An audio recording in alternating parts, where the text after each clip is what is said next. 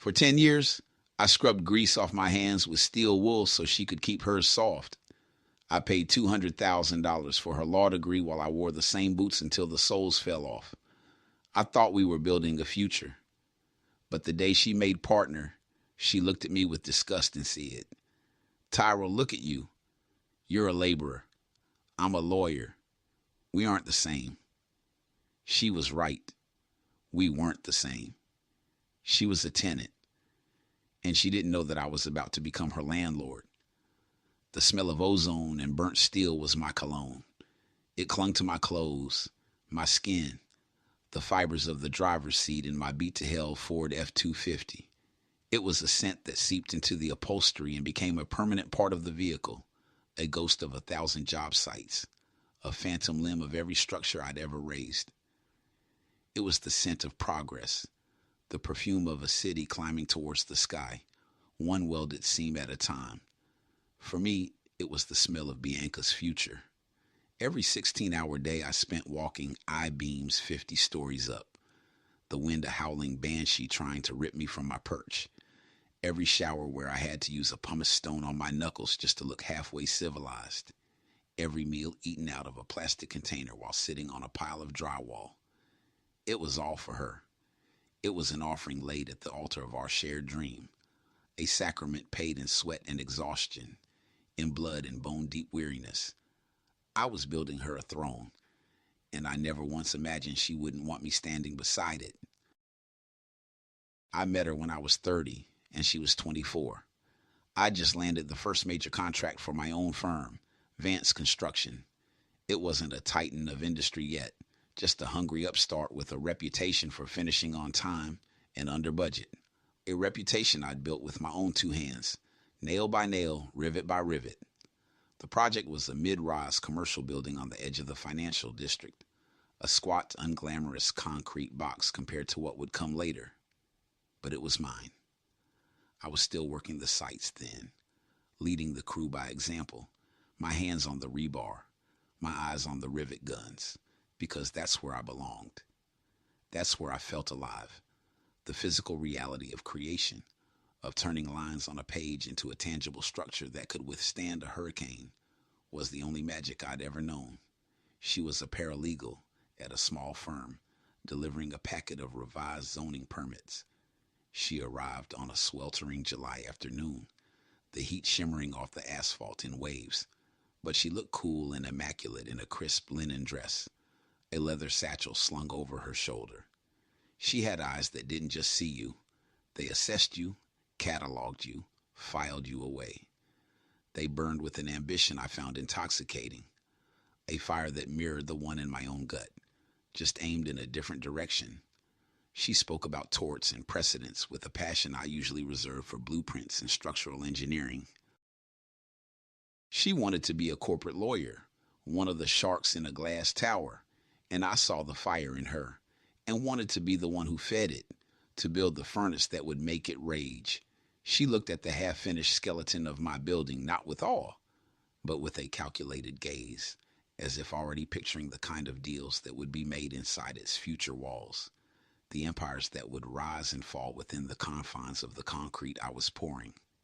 "You've got the brains, B," I told her one night, months later, rubbing her aching feet after she'd spent 12 hours collating documents for a senior partner. Her feet were always sore. It was a ritual for us. She'd collapse onto the sofa, and I'd kneel on the floor, working the knots out of her arches, feeling the delicate bones under my rough, calloused thumbs. My hands looked like gnarled roots against the pale, smooth skin of her feet. "You've got the fight. You just need the shot." The shot was expensive, a cannonball aimed at the ivory tower. She had undergraduate debt that made my eyes water, and law school at Georgetown was a figure with so many zeros it looked like a typo. The application fees alone cost more than the down payment on my first truck. I never hesitated. I never saw it as a cost. I saw it as an investment, not just in her, but in us. We were a team, a partnership more binding than any LLC. I was the foundation. She was the spire. I'd anchor us to the ground with my sweat and sinew, and she'd reach for the sun with her razor-sharp intellect. We would build an empire together. My empire would be concrete and steel. Hers would be contracts and capital, but they would be interconnected. A kingdom we ruled jointly. It was a beautiful blueprint, and I was a man who believed in blueprints, so I worked. My days began before the sun, the sky a bruised purple as I pulled onto the site, the cold air biting at my exposed skin. My nights ended long after it had set, the only light coming from work lamps casting long, dancing shadows, or the glow of my laptop as I went over payroll and supply chain logistics in my dusty trailer. I took every job, no matter how dirty, dangerous, or demanding. A sewer line replacement in the dead of winter, the frozen mud sucking at my boots and turning my feet into blocks of ice. A fast-track demolition job that required round-the-clock shifts under hazardous conditions, the air thick with asbestos dust that no mask could entirely filter. I expanded the company, hiring more crews, taking on bigger projects, but I was always the first man on site and the last to leave. My office was a dusty trailer with schematics pinned to every inch of corkboard, the air thick with the smell of coffee and sawdust, not a corner suite with a panoramic view. My hands became a roadmap of my labor, a testament to my devotion. A thick, silvery scar ran from the base of my thumb to my wrist from a slipped angle grinder, a permanent reminder of a 17-hour shift to meet a deadline for a foundation pour. My knuckles were permanently swollen, the skin calloused and cracked like old leather. My fingernails, no matter how hard I scrubbed, no matter how viciously I dug at them with pick and file, held a permanent dark crescent of grit, grease, and oil. They were the hands that built her dream, brick by painstaking brick. One winter, a brutal polar vortex descended on the city. We were framing the fifth floor of a residential complex, and the temperature with wine chill was 10 below zero. Steel becomes brittle in that kind of cold. It bites back. A new kid on the crew, barely 20, fumbled a spud wrench, and it fell 40 feet, ricocheting off a girder. I shoved another worker out of the way, taking the glancing blow on my shoulder. The pain was electric, a white-hot flash that sent me to my knees. But we didn't stop. We couldn't. The project was on a tight schedule, with penalty clauses that could have crippled my fledgling company. That night, nursing a shoulder that felt like it was full of broken glass, I transferred $5,000 to Bianca's account. She'd called in a panic. The deposit for her spot in the Georgetown summer program in London was due. "It's an incredible opportunity, Ty," she'd said, her voice buzzing with excitement over the phone. "I'll be studying under Sir Jonathan Mills." It's career making. I listened to her talk about London, about the prestige, while I sat there packing my own shoulder in ice, the pain so intense it made me nauseous. I didn't tell her. It would have been a distraction. Her focus was what mattered. I just gritted my teeth and said, "Whatever you need, B, make it happen." While I was out in that freezing rain, overseeing a critical concrete pour, the icy water seeping through my supposedly waterproof gear, she was in the heated hush of the Georgetown Law Library, highlighting textbooks until her fingers were stained yellow. While I was mediating disputes between union reps and suppliers, my voice hoarse from shouting over the din of machinery, she was acing her mock trials, her arguments precise and devastating. I wore my Red Wing boots for 3 solid years, long after the warranty had become a distant memory. The leather cracked and split at the toes. The soles were worn so smooth they were treacherous on wet steel. I'd patch the holes with industrial-grade duct tape and tell myself it was a badge of honor, a sign of fiscal discipline. That same month, I wired her $3,000 without a second thought. "You have to look the part for these summer associate interviews, B," I said over the phone, my voice tinny in the echoing shell of a half-finished building. "Walk in there like you already own the place. Make them see what I see. She went out and bought a navy blue Armani suit that she said made her feel invincible. I saw a picture of her in it, and she looked like a general. My general. I remember standing in a puddle of muddy water, grinning at the photo on my phone, feeling a surge of pride so powerful it made me forget the cold. She'd cried, her voice thick with what I was certain was gratitude. Oh, Ty, you're my rock. I swear, I couldn't do any of this without you. One day, I'm going to pay all of this back. I promise. We'll buy a house on the water. You can finally get that boat you're always talking about. Those words were the fuel. They were worth more than sleep, more than new boots, more than a vacation we hadn't taken in a decade. They were the high tensile steel reinforcing the concrete of our life together. I didn't want her to pay me back. I wanted her to share the victory, the boat, the house on the water. They weren't my dreams. They were props in the life she was designing for us, and I was happy to build the stage. I pictured it so clearly. Me at the helm of a boat, the sun on my face, her beside me, finally relaxed. The ambition in her eyes softened by contentment. It was a mirage, but it sustained me through the desert of my days. The 10 years passed in a blur of her triumphs and my ever-increasing labor. She graduated magna cum laude, passed the bar on her first attempt, and with a killer interview performance, landed a coveted junior associate position at Sterling, Cromwell, and Finch. It was one of the most prestigious and notoriously ruthless law firms in the city. The day she got the offer letter, I took the entire crew out for beers and steak, my pride so immense it was a physical presence. I had her law degree professionally framed in dark mahogany and hung it in the center of our living room wall. It was, by a staggering margin, the most expensive piece of art we owned. It was our masterpiece. I would sometimes just stand and look at her name embossed in gold, and feel the exhaustion of the day melt away. It was proof that the sacrifice was working. Her life became a whirlwind of billable hours, depositions, and late-night strategy sessions that bled into the early morning. My life remained a relentless cycle of sunrise, steel, sunset, and exhaustion.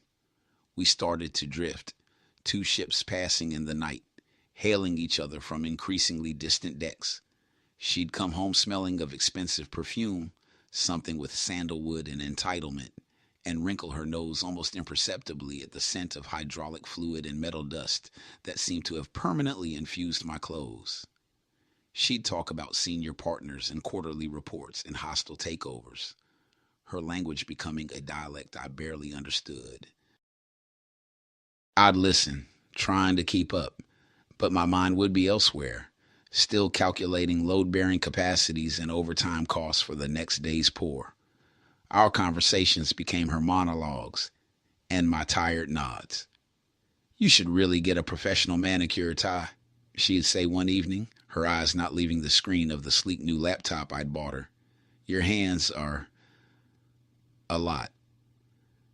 I just clenched them into fists, the rough skin scraping against itself, and slide them into my pockets, out of her sight. Occupational hazard B. The comment stung more than she could ever know. These were the hands that had paid for that laptop, for the electricity that powered it, for the roof over her head. But to her they were becoming an embarrassment, a rustic artifact from a past she was rapidly outgrowing. She started making real money, 6 figures right out of the gate, but the financial dynamic never shifted. I still paid the mortgage on our modest house in the suburbs. I still covered the lease payments on her gleaming new BMW 5 Series. I still handled all the utilities, the groceries, the endless stream of bills. My company had quietly grown into a multi-million-dollar enterprise, a fact I kept to myself. I didn't care about the money for its own sake. It was just a number on a spreadsheet in a password-protected file, a tool to build bigger and better things. I still drove the old Ford. I still wore Carhartts and scuffed work boots. The wealth was abstract. The work was real. For Bianca, her salary was a status symbol, a scorecard. She bought Prada suits and Jimmy Choo shoes that cost more than my monthly mortgage payment. She joined an exclusive gym with a rooftop pool. She started attending galas and fundraisers I had no interest in, and was, if I was being honest with myself, secretly relieved not to be invited to. It's networking, Tyrell, she'd explain, a thread of exasperation in her voice when I'd ask why she had to go to another black tie event on a Saturday night. You wouldn't understand. It's not about having fun. It's about positioning. It's a chess game. I understood positioning. I did it every single day with a 10-ton crane and a team of signalers, where a miscalculation of inches could mean disaster. Her chess game seemed trivial by comparison, but it was her world, and I still believed her world was our world. I once tried to show her the financials for Vance Construction, the growth projections, the land acquisitions I was making on the city's industrial fringe. I thought she'd be impressed, proud. She glanced at the spreadsheet for a moment, her eyes glazing over. That's nice, Ty, she'd said, before turning her attention back to a brief she was reading. Just make sure you're paying your taxes. The dismissal was so complete, so profound, I never tried again. My world was a boring, dirty secret. Hers was the main event. Then came the call, the one we'd been working towards for a decade, the culmination of it all. I made partner, she screamed into the phone. Her voice was pure, unadulterated ecstasy. I was on a job site downtown, 100 feet up, overseeing a tricky curtain wall installation for a new hospital wing. The roar of the machinery and the shouts of the crew were deafening, but her voice cut through it all like a diamond drill. They just told me I'm the youngest partner in the firm's history. That's my girl, I yelled back into the phone, a huge, genuine grin splitting my face, my heart soaring. I knew it! I knew you would do it! We'd made it. Our plan, our 10-year plan, had worked. The foundation was set, the structure was sound, and the spire had finally touched the sky. I asked her, when are you coming home? We have to celebrate. I'll get the champagne. I have to go. There's a champagne toast in Atherton's office. It's going to be a late one. Don't wait up. The line went dead. Don't wait up. Not, let's celebrate tonight. Not, I can't wait to see you. Not, we did it. Just a dismissal. A flicker of cold unease went through me. A sudden chill despite the afternoon sun. I stamped it out. She was overwhelmed. This was her moment. She was caught up in the victory. Of course. And I was going to make it perfect for her when she came home. I did something I hadn't done in years. I left the site early. I handed the reins to my trusted foreman, Manny, a man who'd been with me since the beginning, whose own hands were as scarred as mine. Lock it down for me, will you? Big night. He clapped me on the shoulder, his grin as wide as mine. You got it, T. Tell Bianca we're all proud of her. She earned it. You both did. I went to the Italian bakery she loved and bought a custom-made tiramisu cake with "Congratulations, partner," written in elegant chocolate script. I went to the liquor store and bought a bottle of Dom Perignon, the kind I'd only ever seen behind glass cases, the price making my stomach clench out of old habit before I remembered it didn't matter. I called the few friends we still shared, mostly my guys from work and their wives, people who had witnessed our journey from the start, and told them to come over for a surprise party. I got home, and the house felt quiet, empty. I put on music and started to clean. I scrubbed the floors, dusted the furniture, and spent 20 minutes at the kitchen sink, trying once again to get the permanent grime out from under my nails, scraping with a stiff brush until the skin was raw and red. I hung a banner I'd bought at a party store. I set out plates and glasses. I put the champagne on ice in the same steel bucket we'd used at our wedding. A sentimental touch I was sure she'd appreciate. 8 o'clock came and went. The guys were drinking my beer, their wives making small talk in the kitchen, the atmosphere thick with cheerful anticipation. 9 o'clock. The laughter in the house started to feel forced. The small talk dwindled. I kept checking my phone. No texts, no calls. I called her, straight to voicemail. Her inbox was full. A knot of anxiety began to tighten in my chest. A cold, heavy thing. Maybe they went out for a big firm dinner to celebrate. Manny's wife, Maria, offered kindly, seeing the tension in my shoulders. She placed a comforting hand on my arm. Her hands were soft, but not from privilege. They were the hands of a mother and a homemaker, full of warmth. Yeah, I said, my voice tight. Probably that must be it. But the excuse felt thin, even to me. She would have called. She would have texted. Wouldn't she? After 10 years, wouldn't she give me a 30-second call? 10 o'clock.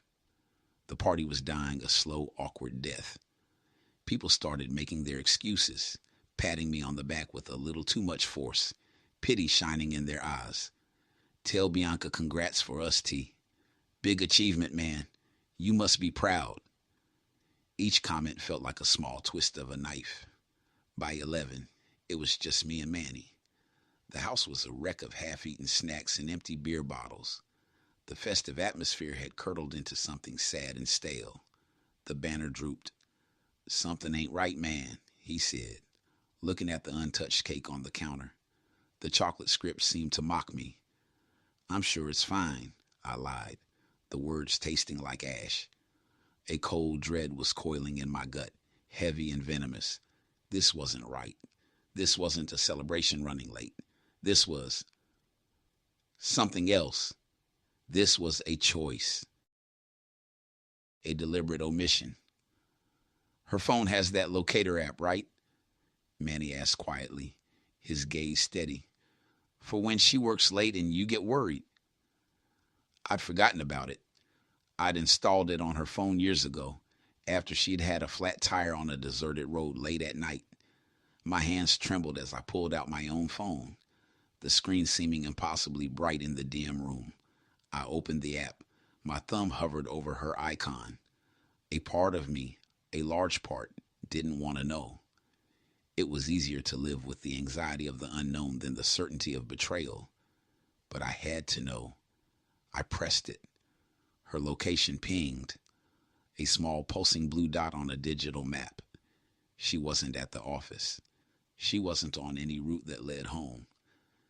She was at Le Ciel, a ridiculously expensive, Michelin-starred French restaurant on the top floor of a hotel downtown. The kind of place where the wine list had its own security detail, and a single entree cost what I paid my top welder for a day's work. A place she'd once pointed out, laughing, and said, maybe we'll go there in another 10 years. I gotta go, I said, my voice flat. The dread had solidified into a cold, hard certainty. I grabbed my keys from the hook by the door. You want me to come with? Manny asked, his face etched with a brotherly concern that almost broke me. No, I got this. The drive was a blur of streetlights streaking past, the city's nocturnal pulse a counterpoint to the roaring in my ears. I was still in my work jeans and a faded flannel shirt, the clothes I'd been wearing since 5 that morning. I hadn't even showered. I smelled of concrete dust and stale sweat and something sour that might have been fear. I didn't care. I pulled the F-250 up to the valley stand, its dented fender and mud-caked tires and a front to the gleaming lineup of Porsches, Bentleys, and S-Class Mercedes. The valet, a kid in a sharp red jacket, gave my truck a look of profound disdain. I got out and tossed him the keys. Don't scratch it. It's a classic. I walked into Le Ciel. The transition was jarring. From the grit of the city street to a hushed, opulent world of muted lighting, plush carpets, and the quiet clinking of silverware on china. It was a temple of wealth and quiet conversation, a place I had no business being. The maitre d', a tall, severe man with a silver tie, materialized in front of me as if from a puff of smoke. his eyes flicking over my clothes with an expression of barely concealed disgust. "Can I help you, sir?" The sir was an insult. "I'm meeting my wife," I said, my voice flat, my eyes scanning the room, ignoring him. And then I saw her. She was at a secluded corner table, one with a panoramic view of the city lights, the skyline I had helped to build. She was bathed in the soft, intimate glow of a single candle. She was laughing, a sound I hadn't heard in months. A real, unrestrained, head-thrown-back laugh of pure joy. Across from her, leaning in close, sat a man in a perfectly tailored dark suit, his hair slicked back with expensive product, a gold Rolex gleaming on his wrist as he reached across the table. He was touching her hand, the hand I had paid to keep soft. The world seemed to slow down, the ambient sound fading to a dull underwater hum, the clinking of silverware, the murmur of conversations, the distant piano music. It all receded. I was moving through water, my boots heavy on the plush carpet as I walked toward their table. Each step was a lifetime. My shadow fell over them first. Bianca looked up, annoyed at the interruption. Her smile vanished. It didn't just fade. It shattered, replaced by a look of pure, unadulterated horror. It wasn't the face of a lover caught in an affair. It was the face of a queen whose grimy stable boy had just wandered into the throne room during a state dinner. It was the face of someone whose dirty little secret had just been exposed to their new, clean world. "Tyrell," she whispered, her voice barely audible, strangled. The man in the suit looked from her to me, his expression a mixture of confusion and open contempt. He was one of them, a shark. I was something that had just been dredged up from the bottom of the ocean, tangled in kelp and smelling of brine. "What are you doing here?" Bianca hissed, her eyes darting around the room, checking to see if anyone important was watching this horrifying spectacle. Her priority wasn't my pain, but her image. "The party," I said, my voice sounding hollow and distant in my own ears. "I threw you a surprise party. Our friends are there. Were there." She flinched, a flicker of something, guilt, maybe, or just irritation in her eyes. "I told you not to wait up." "This is Julian Croft," she said quickly, gesturing to the man as if to change the subject. "A senior partner at the firm. Julian, this is Tyrell." She said my name like it was a piece of trash she was embarrassed to be holding. Something to be disposed of quickly.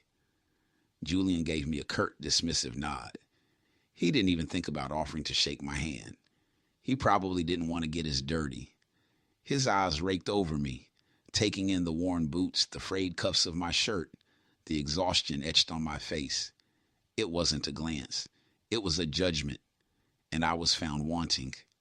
"We were just celebrating Bianca making partner," Julian said, his voice as smooth and polished as the marble in the lobby. "A huge achievement." "I know," I said, my eyes locked on Bianca, only on Bianca. "I paid for it." The color drained from her face. Julian's eyebrow arched in faint, cruel amusement. He was enjoying the show. He leaned back in his chair, taking a sip of his wine, a spectator at the Coliseum. "Tyrell, you are making a scene," she said through clenched teeth, her hand gripping the starched white tablecloth. "Am I?" I looked down at myself, really looked. The worn jeans, the faded flannel shirt, the deep, unscrubbable line of black beneath my fingernails, visible even in the dim, forgiving light. Then I looked at her. The emerald silk dress I'd never seen before. The diamond earrings I'd bought her as a gift for passing the bar exam. The perfect, unblemished skin. We were two different species. She had shed her old skin, the one that had fit comfortably beside me, and her new one was sleek and reptilian and cold. "Look at you," she finally said, her voice dropping, losing its panic and gaining a new edge. a venom I had never heard before. It was the voice of a stranger. Just look at you. You have dirt under your fingernails. You smell like a construction site. Each word was a hammer blow, driving a nail into the coffin of the life I thought we had. 10 years of sacrifice, of love, of belief, summed up and dismissed in a single, contemptuous sentence. I'm a partner now, Tyrell, at Sterling, Cromwell, and Finch. I have an image to maintain, a brand. I need a husband who fits that image, not one who looks like he just crawled out from under a truck. The roaring in my ears stopped. There was only a profound, deafening silence. The candle flame flickered between us, casting dancing shadows on her cold, beautiful, unfamiliar face. The love I had felt for her, a force that had powered me for a decade, didn't fade. It died. It was an instantaneous, catastrophic event, like a star collapsing into a black hole.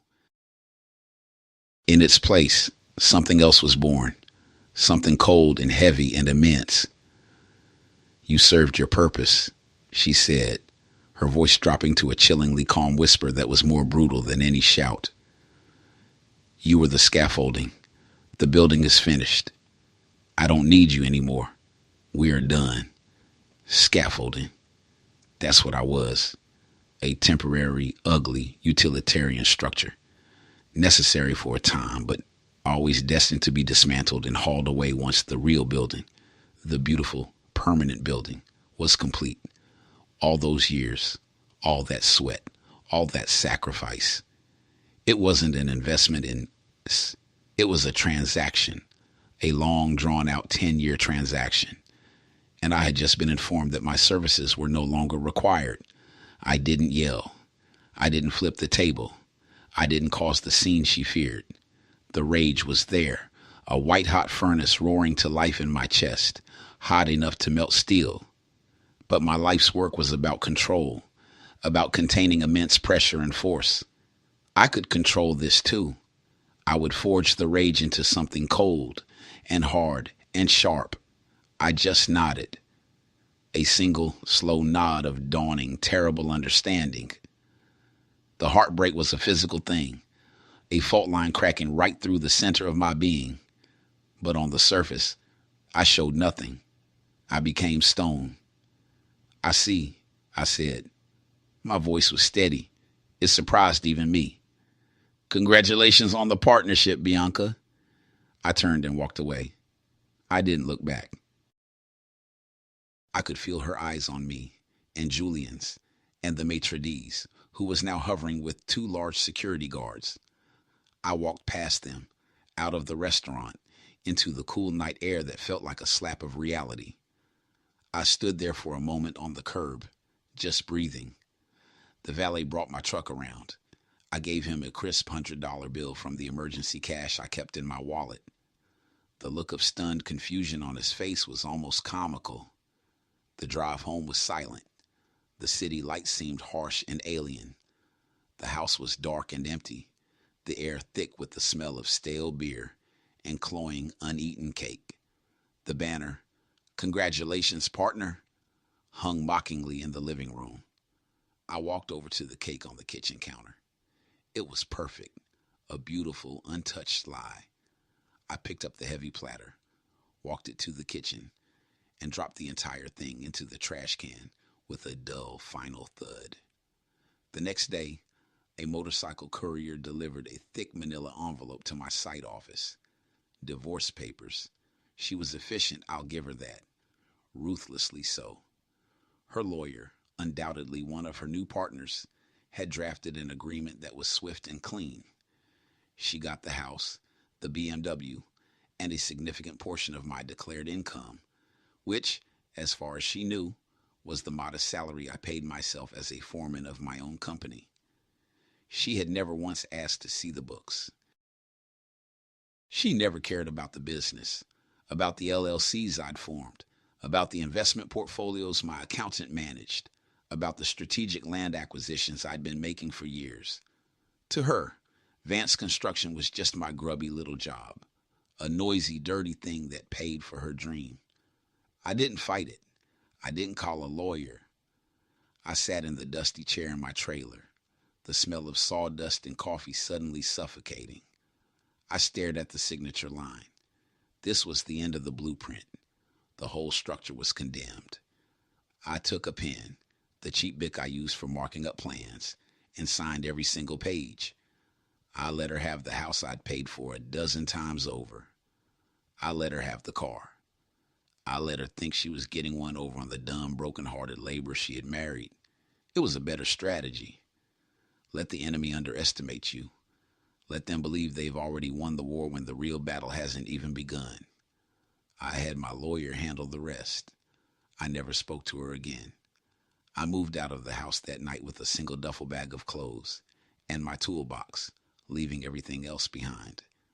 I sold the house she had taken, remotely, taking a loss I could absorb without flinching. I moved into a Spartan, furnished high-rise apartment downtown, a minimalist space of glass and leather that overlooked the entire city. It was cold and impersonal, and that suited me perfectly. And I funneled it all, the pain, the humiliation, the white-hot rage, the black hole of heartbreak where a decade of my life used to be, into my work. But the work was different now. It had a new and singular purpose.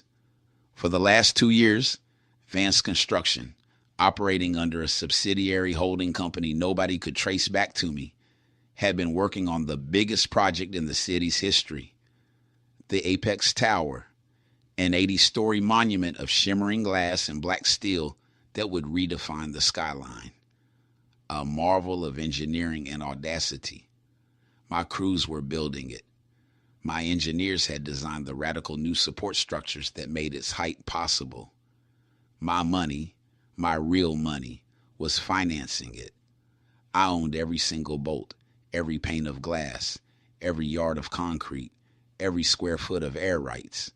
It was my masterpiece, my building, and I knew through the discreet channels I'd cultivated over the years that Sterling, Cromwell, and Finch was in the final stages of negotiating a lease for the top 10 floors, the penthouse floors, the biggest, most prestigious commercial lease in the city's history.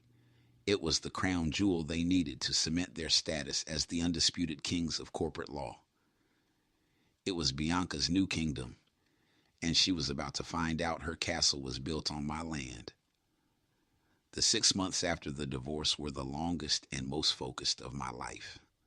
I watched the tower climb, floor by floor, a physical manifestation of my will rising from the earth.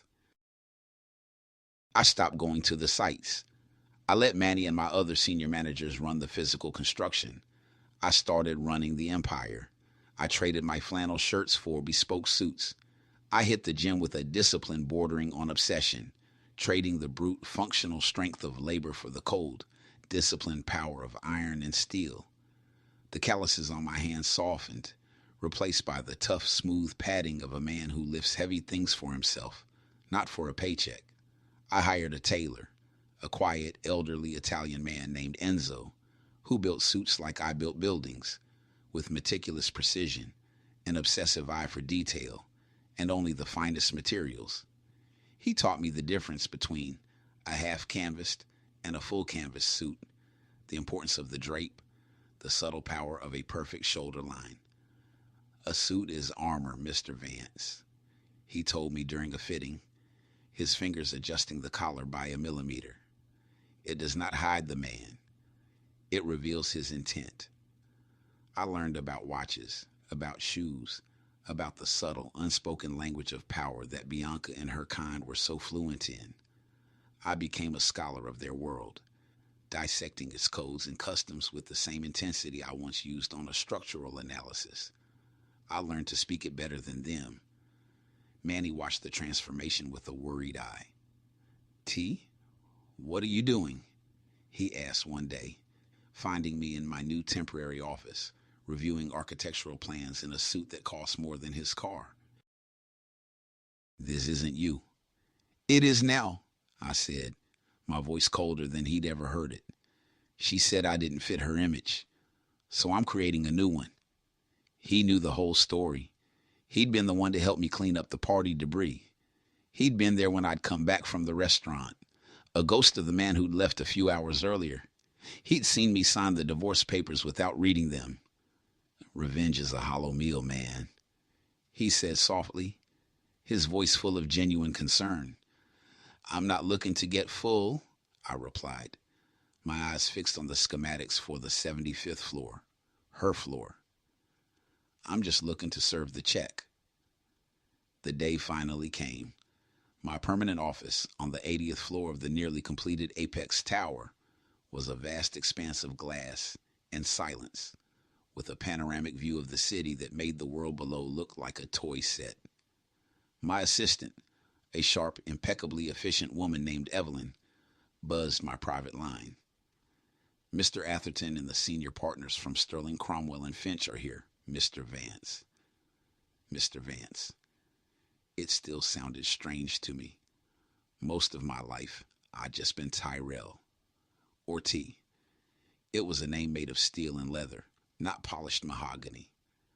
Send them to the main conference room on this floor, please. And Evelyn? Is Miss Croft with them? There was a slight pause. Evelyn was the best in the business. She knew everything. She knew who Bianca Croft was to me, though we never spoke of it. Yes, sir, she is. Good. Give me 5 minutes. I stood and walked to the floor-to-ceiling window. The city spread out below me, a map of my life. I could see the hospital wing I'd been working on the day she called. I could see the squat, ugly mid-rise where it all started. It all looked so small from up here. I ran a hand over my jaw, now clean-shaven. I adjusted the French cuffs of my Zegna suit. The watch on my wrist was a Patek Philippe, a subtle statement of immense, quiet value.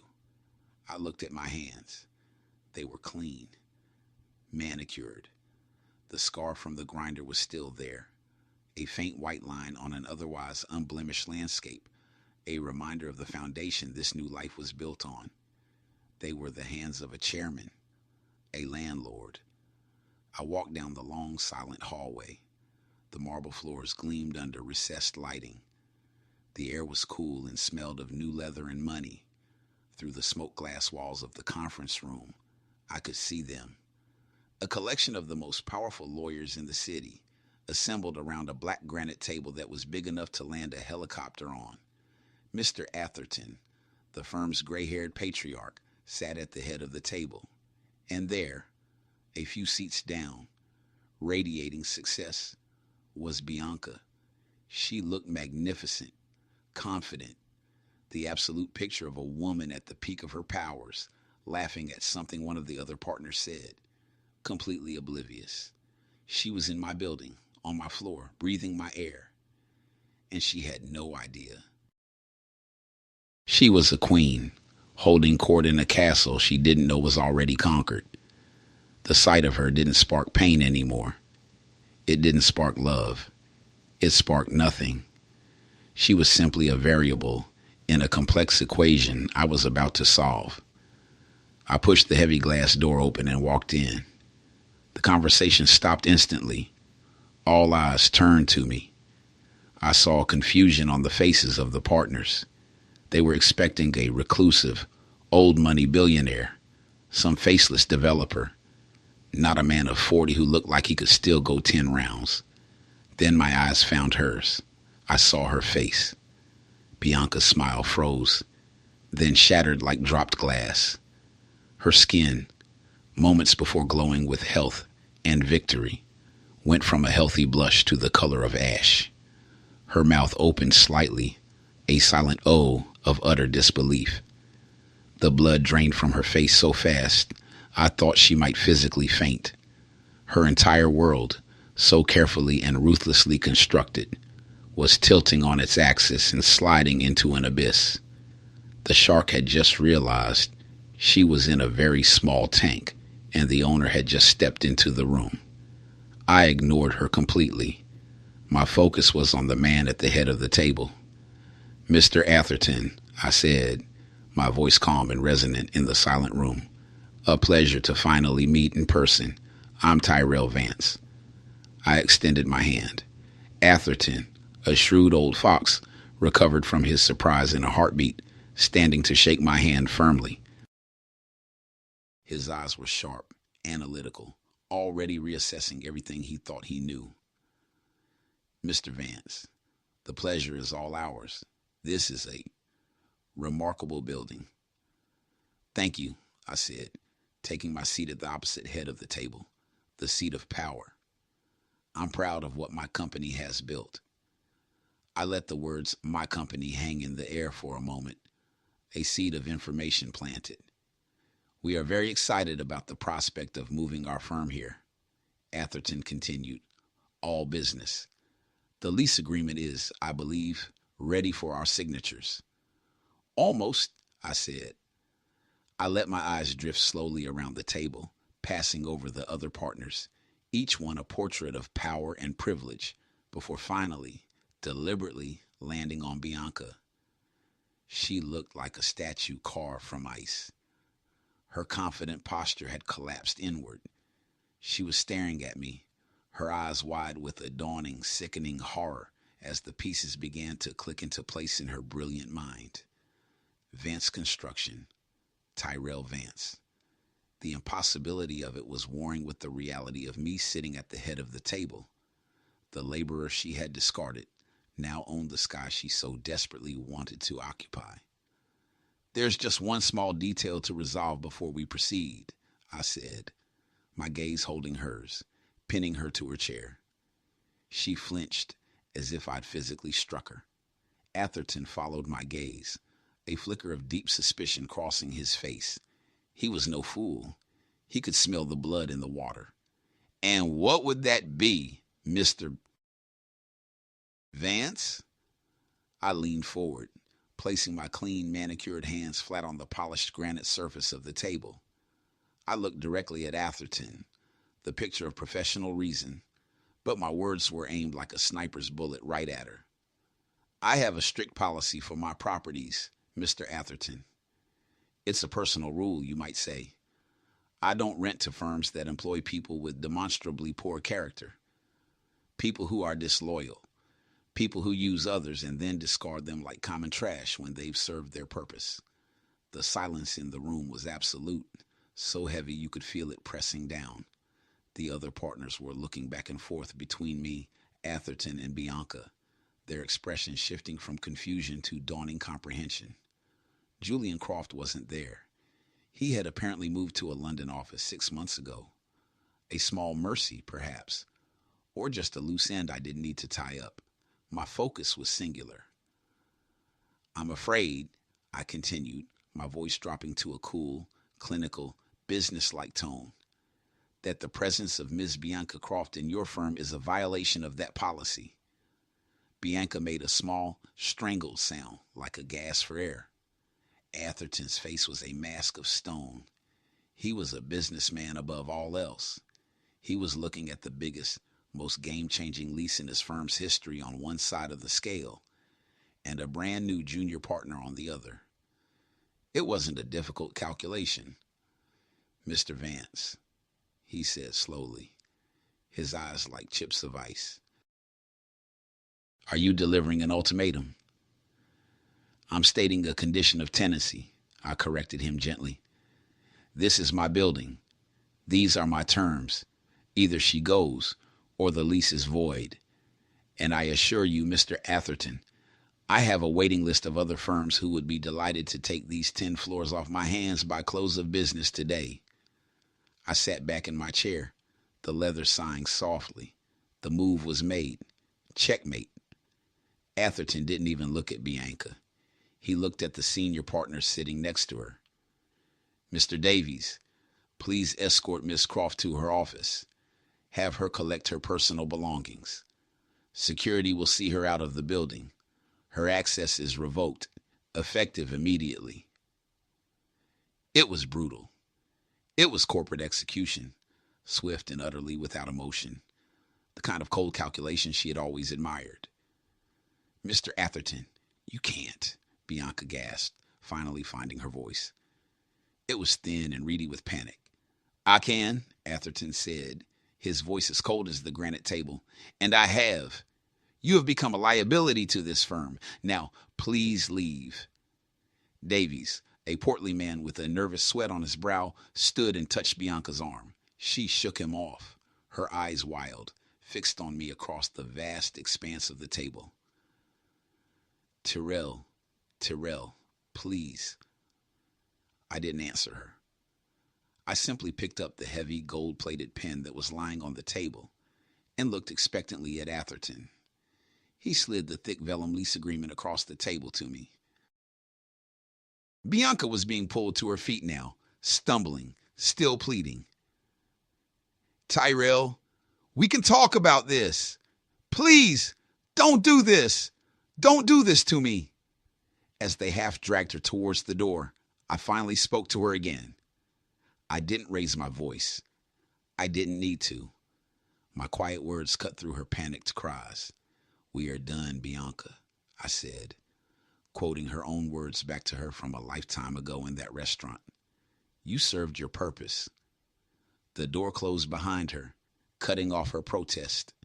I uncapped the pen and signed the lease with a steady hand. Atherton signed after me. We stood and shook hands. Business was concluded. I left them there to celebrate their new office and their sudden vacancy. I walked out into the silent hallway and headed for my private elevator. A commotion down the hall near the public elevator bank caught my attention. It was Bianca, arguing frantically with two building security guards, her face streaked with tears, her expensive suit rumpled, her perfect composure utterly destroyed. She saw me and broke away from them, running towards me, her heels clattering on the marble. Tyrell, she cried, grabbing the sleeve of my suit. Her grip was desperate, her nails digging into the fine Italian wool. Please, I'm sorry. I was wrong. I was a fool. Please, you can't just throw my life away, everything I worked for. I stopped and looked down at her hand on my arm. Then I looked at her. The Prada suit was a mess. Her perfect makeup was a ruin. She was no longer a shark. She was just unemployed, powerless, a tenant being evicted. I slowly, deliberately pulled my arm from her grasp. I looked down at my own hands, turning them over, inspecting the clean nails, the smooth skin, the faint white line of a scar, the hand she had found so disgusting. Sorry, I said, my voice devoid of any emotion except a vast, cold emptiness. I don't associate with unemployed people. I met her eyes one last time, letting her see the abyss between us. You don't fit my image. I turned and walked to my private elevator without looking back. The polished steel door slid shut, cutting off the sound of her broken sob. Downstairs, in the private garage, the valet had my car waiting. It wasn't the old Ford. It was a midnight blue Rolls-Royce Phantom, the spirit of ecstasy gleaming under the lights. The engine purred to life with a sound like liquid power. As I pulled out onto the street, I glanced up at the grand main entrance of my building, just in time to see her being escorted out by security, a single cardboard box of her personal effects clutched in her arms. She stood on the curb, a discarded piece of scaffolding next to a finished skyscraper, watching as I drove away into the heart of the city I had built. The revenge was satisfying, yes, a perfectly executed demolition. But as the car accelerated smoothly into traffic, I thought of Manny's words. It was a hollow meal. It didn't erase the scar on my hand, or the one on my soul. It just put a fine suit over them. The victory was absolute, but the silence in the car was as profound and empty as my penthouse apartment. The city lights reflected off the flawless paint, but for the first time in a long time, I wasn't sure what I was building toward anymore. The blueprint was finished. The final inspection passed. There was nothing left to build. There was only the quiet, crushing weight of the sky I now owned.